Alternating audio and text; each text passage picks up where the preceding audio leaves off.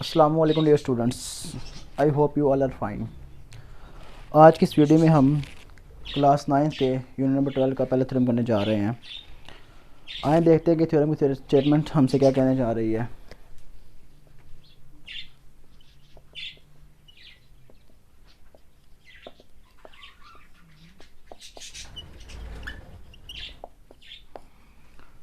Theorem हमसे कहता है any point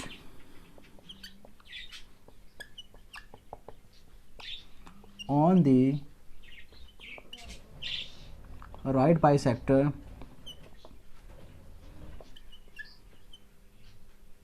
of a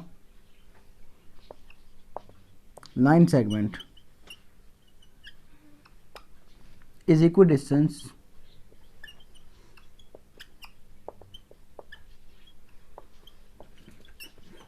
from its end points। ये तो थी हमारे पास स्टेटमेंट पहले थ्योरम की। जैसा कि आप जानते हैं कि ये थ्योरम आपके स्मार्ट सिलेबस के मुताबिक पेपर्स में शामिल है और इसके आने के बहुत ज़्यादा चांसेस हैं, क्योंकि यूनिट 12 में से आपके सिर्फ 2 थ्योरम में से एक पेपर में लाजमी आएगा। ठीक है, तो इसे बहुत ध्यान से समझिएगा। थ्योरम करते हुए ना चंद बातों का ध्यान आपने रखना है। पहली कि डायग्राम अच्छे तरीके से बनानी है, क्योंकि डायग्राम से ही आपने सारा प्रोसीजर आगे करना होता। ठीक है, तो पहले हम डायग्राम की तरफ आते हैं। उसने क्या कहा कि any point on the right bisector of a line segment. तो पहले तो हमें पता होना चाहिए कि लाइन सेगमेंट होता क्या है, फिर हम बाइसेक्टर की बात करेंगे ना। जब भी इस तरह की आप किसी चीज़ को देखेंगे ना जिस लाइन के दोनों तरफ एरो हेड होगा, इसको कहते हैं हम लाइन। क्या कहते हैं? ये दोनों एरो हेड हटा दिए जाएं तो ये लाइन सेगमेंट बन जाता है। ठीक हो गया जी। और अगर ये एरो किसी एक साइड पे हो, चाहे लेफ्ट पे चाहे राइट पे, तो इसे कहते हैं रे। क्या कहते हैं? रे। अगर लेफ्ट साइड पे एरो होगा तो उसको लेफ्ट रे कहेंगे, अगर राइट साइड पे एरो होगा तो उसे राइट रे कहेंगे। ठीक हो गया। सेकेंडली हमें पता होना चाहिए कि राइट बाइसेक्टर क्या होता है। राइट बाइसेक्टर का मतलब होता है किसी भी लाइन को मिड से इस तरह कट करना कि वो मिड पॉइंट से कट हो और 90 का एंगल बनाए, इसे कहते हैं राइट बाइसेक्टर। ठीक हो गया। ये तो थी मोटी मोटी बातें जो मैंने इसके मतलब बता दी। अब हम बात कर लेते हैं कि हमारे पास एक लाइन सेगमेंट है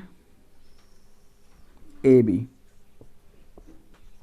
ठीक है, क्योंकि उसका राइट बाइसेक्टर भी है तो ये हमें पहले से बताया गया, तो हम राइट बाइसेक्टर दरमियान से कट कर लेना इसको। इसे मैंने एल एम दे दिया नाम। कहते हैं any point on the right bisector of a line segment. तो हमारे पास लाइन सेगमेंट भी है, उसका बाइसेक्टर भी है। अब इसके ऊपर इधर पॉइंट ले लें, इधर ले लें, इधर ले लें, इधर ले लें, आपकी अपनी मर्जी है, कोई शर्त नहीं आगे पर। लेकिन मैं आके बुक की कंडीशन के मुताबिक पॉइंट यहाँ पे ले रहा हूँ। ठीक हो गया, पॉइंट पी ले लिया। कहता है is equal distance from its and points. कहता है जो हमारे पास पॉइंट पी आया है या हमने जो उसको टेक किया है, ये जो हमारे पास इस लाइन सेगमेंट के 2 पॉइंट्स हैं, एक ए और दूसरा बी, ये इन दोनों से बराबर डिस्टेंस रखता है। तो इसे हम डॉटेड लाइन से शो करते हैं क्योंकि हमारी कंस्ट्रक्शन का हिस्सा है।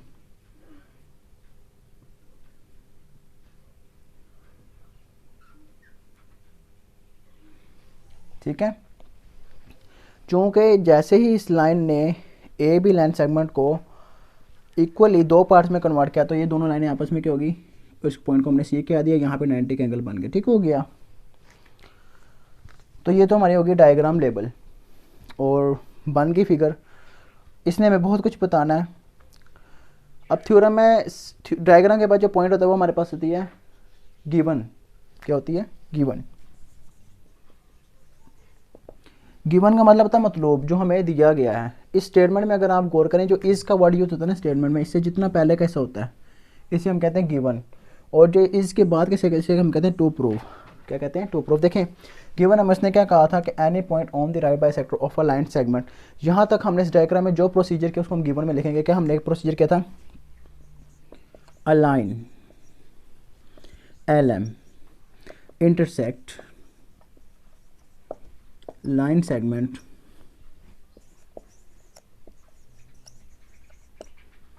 AB at point C such that। इसका क्या मतलब हुआ कि हमारे पास जो लाइन LM है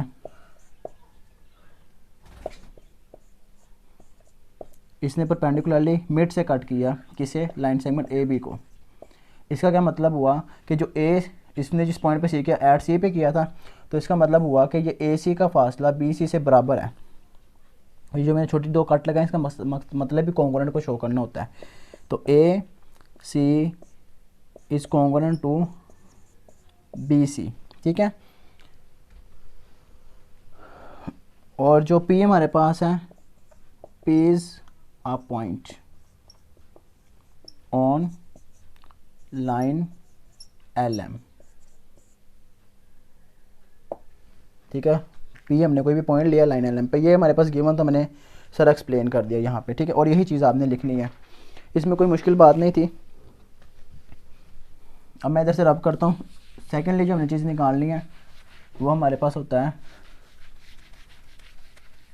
टू प्रूफ, कि हमने साबित क्या करना है। तो मैंने बताया कि इसके बाद का जितना हिस्सा होता है वो हमारे पास टू प्रूफ का हिस्सा होता है। तो equi distance from its and point, कहते हैं जो हमारे पास ये पी है ये इक्वी डिस्टेंस किधर से, ए से और बी से। तो हमने इसको इस तरह लिखना है, P A is congruent to P B, हमने साबित करना है, ठीक है। और जो काम हम खुद से करते हैं उसे हम कहते हैं construction.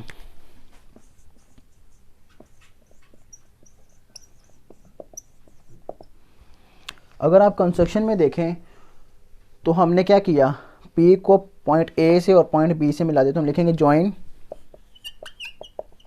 P to the points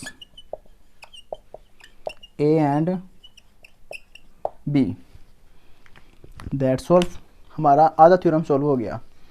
और ये 4 नंबर का हिस्सा हमने सॉल्व कर लिया, बाकी 4 नंबर का हिस्सा रह गया। ये तो हमारा था diagram, given, to proof and construction. इसके 4 मार्क्स हैं पेपर में। इसके आगे जो पेपर का हिस्सा है वो मेन हिस्सा है। क्या है वो? मेन हिस्सा, प्रूफ। हम इसको साबित करने जा रहे हैं। ये मज़ीद 2 चीज़ों पे डिपेंड करता है। एक होती है हमारी स्टेटमेंट्स और दूसरी हमारी होती है रीजंस। इन दोनों का मजमूआ हमारे पास क्या होता है? प्रूफ। अगर आप इस डायग्राम की तरफ गौर करें तो ये हमसे कहना चाह रही है कि एक जो ट्रायंगल है वो 2 पार्ट्स में तकसीम हो गई है, तो इनका आपस में कोई ताल्लुक भी होगा, ज़ाहिरी बात है। उस ताल्लुक को हमने ज़ाहिर करना है। तो पहले हम लिखेंगे in triangle ACP, triangle ACP और दूसरी ट्रायंगल क्या है? Triangle BCP। ये आपस में कोरेस्पोंडेंस रखती हैं, ताल्लुक रखती हैं, ठीक हो गया। इस ताल्लुक को हमने शो करना है। जब भी हम 2 ट्रायंगल्स के दरमियान ताल्लुक को जाहिर करते हैं तो हमारे पास 4 पोस्टुलेट हैं। उनमें से जो पोस्टुलेट मैं यहाँ पे इस्तेमाल करने लगा वो साइड एंगल साइड का पोस्टुलेट है। अगर हम 2 ट्रायंगल्स की 2 साइड्स और एक एंगल बराबर साबित कर दें तो टोटल ट्रायंगल जो हमारे पास होती है दोनों आपस में एक दूसरे के बराबर होती हैं। तो उसको हमने फॉलो करना है यहाँ पे। अगर आप देखें तो एक चीज़ तो मेरे साफ नज़र आ रही है, AC एंड BC, इसकी ये साइड आपस में बराबर है। तो लिख देते हैं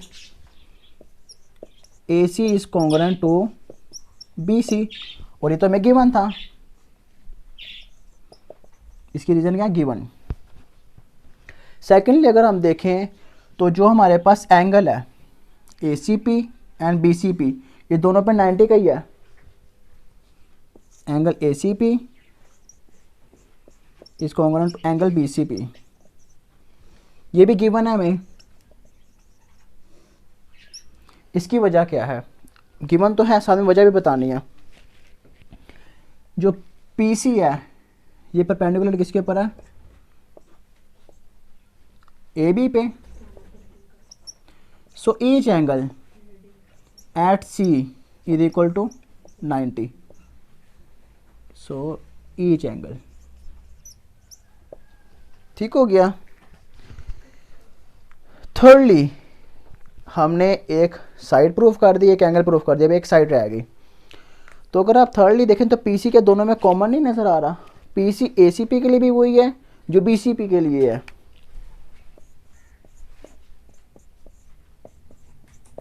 तो ये हमारे पास है कॉमन। ठीक हो गया। अब देखें, जब हमने ये तीनों चीज़ें बराबर साबित कर दी तो जो हमारे पास ये जो ट्रायंगल्स थी ये आपस में कॉन्ग्रुएंट होगी, इनमें रिलेशन साबित हो गया।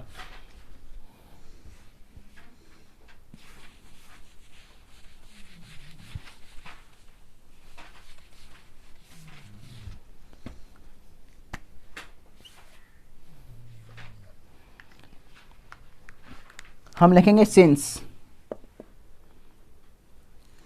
Triangle ACP is congruent to triangle BCP। ये तो बराबर साबित होगी, लेकिन किस पोस्टुलेट के तहत, वो हम यहाँ पे लिखेंगे side angle side is congruent to side angle side. एक ट्रायंगल की साइड एंगल साइड दूसरे ट्रायंगल की साइड एंगल साइड के बराबर है। तो अगर आप गौर करें, हमारे पास दो ट्रायंगल थी, मैंने दोनों अलग अलग कर दी। अगर ये आपस में बराबर हैं तो जो ये साइड इनकी रह गई बाकी, तो क्या आपस में ये बराबर नहीं होंगी? डेफिनेटली ये बराबर होंगी। तो हम लिखेंगे hence PA is congruent to PB। इसकी वजह भी लिखनी पड़ेगी, जाहिर बात है। तो क्या लिखेंगे? Reason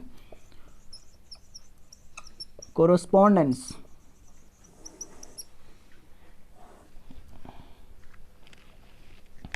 sides of a congruent triangles. इसकी वजह क्या है? आमने सामने की वो दो साइड्स जो आपस में ताल्लुक़ रखती हैं, किस वजह से? दो बराबर ट्रायंगल की वजह से।